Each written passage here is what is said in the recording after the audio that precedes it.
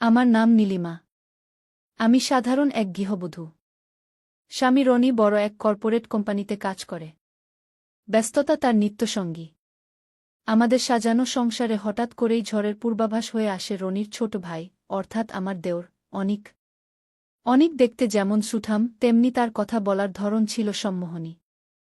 রনি যখন কাজের প্রয়োজনে মাসের অর্ধেক সময় বাইরে থাকত, বিশাল বাড়িতে আমি আর অনিক হয়ে পড়তাম নিঃসঙ্গ।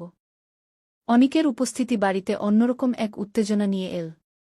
সে মাঝে মাঝেই এমনভাবে আমার দিকে তাকাত, যা কোনো ভাবির প্রতি দেওরের স্বাভাবিক দৃষ্টি নয়। প্রথম প্রথম আমি এড়িয়ে যেতাম, কিন্তু আমার ভেতরেও এক অদ্ভুত শূন্যতা কাজ করত। রনির অনুপস্থিতি আমাকে মানসিকভাবে দুর্বল করে দিয়েছিল। একদিন দুপুরবেলা। বাইরে প্রচণ্ড বৃষ্টি হচ্ছে। রনি 3 দিনের ট্যুরে ঢাকার বাইরে। অনেক ঘরে বসে গান শুনছিল। আমি তাকে কফি দিতে গেলে আমাদের হাত স্পর্শ হয়। সেই সামান্য স্পর্শে আমার সারা শরীরে এক অদ্ভুত শিহরণ খেলে গেল।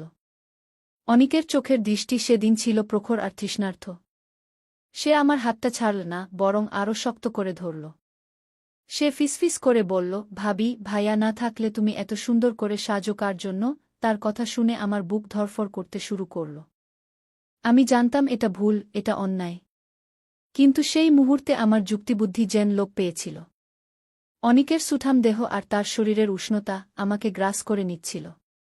আমাদের মধ্যে এমন এক ঘনিষ্ঠতা তৈরি হল, যা সামাজিক বা নৈতিক কোনো বাঁধনেই বাধা যাচ্ছিল না। আমরা একে অপরের কামনার কাছে পরাজিত হলাম। রাতের পর রাত আমরা এক নিষিদ্ধ খেলায় মেতে উঠলাম, যেখানে লজ্জা বা ভয় ছিল না, ছিল কেবল আদিম এক উন্মাদনা। এই নিষিদ্ধ সম্পর্ক চলতে লাগল মাসের পর মাস। কিন্তু পাপের আনন্দ দীর্ঘস্থায়ী হয় না। যখনই আমি আয়নার সামনে দাঁড়াতাম, নিজের চোখের দিকে তাকাতে পারতাম না।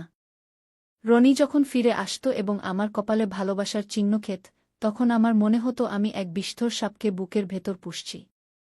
অনিকের সাথে সেই মুহূর্তগুলো যখন আমার মনে পড়ত, তখন একাধারে শিহরণ আর অন্যধারে প্রচণ্ড ঘৃণা জন্মাত নিজের প্রতি। আমি বুঝতে পারলাম, অনিকের কাছে আমি কেবল তার শরীরের ক্ষুধা মেটানোর মাধ্যম ছিলাম। কারণ সে গোপনে অন্য এক মেয়ের সাথে বিয়ের কথা পাকা করছিল। যেদিন আমি তা জানতে পারলাম, আমার আকাশ ভেঙে পড়ল। আমি বুঝতে পারলাম, যে মোহের জন্য আমি আমার সতীত্ব এবং সংসার বাজি ধরেছিলাম, তা ছিল কেবলই এক মরীচিকা। সবকিছু প্রকাশ পেল একদিন অনাকাঙ্ক্ষিতভাবে। রনি অফিসের ফাইল নিতে হঠাৎ বাড়িতে চলে আসে এবং আমাদের দুজনকে এমন এক অবস্থায় দেখে, যা কোনো স্বামীর পক্ষে সহ্য করা সম্ভব নয়। সেদিন কোনো চিৎকার হল না, কোনো রক্তপাত হল না। শুধু একটি বিশ্বাস ভেঙে চুরমার হয়ে যাওয়ার শব্দ হল। রনি সেদিন ঘর ছেড়ে চলে যাওয়ার সময় শুধু একটি কথা বলেছিল, নীলিমা, শরীর তো ক্ষণস্থায়ী, কিন্তু তুমি আমার আত্মাকে মেরে ফেললে। অনিকও সেই ঘটনার পর বাড়ি ছেড়ে পালিয়ে যায়। সে তার দোষ স্বীকার করার সাহসটুকুও পায়নি। আমি একা পড়ে রইলাম সেই বিশাল বাড়িতে, যেখানে এখন কেবল ধিক্কার আর হাহাকার। আমার বাবা মা আমাকে ত্যায্য করলেন, সমাজ আমাকে কুলটা তকমা দিল। আমার সব ছিল সম্মান, ভালোবাসা, নিরাপত্তা।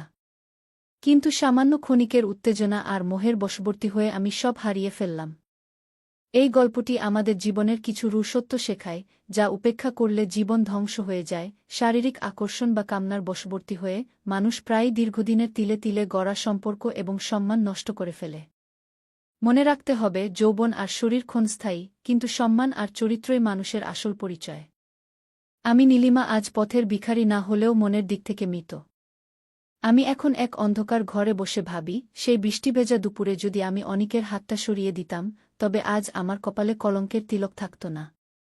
জীবন আমাদের বারবার সুযোগ দেয় না। তাই সময়ের কাজ সময়ে করতে হয়, এবং নিজের রিপুকে নিয়ন্ত্রণে রাখাই হল প্রকৃত মনুষ্যত্ব।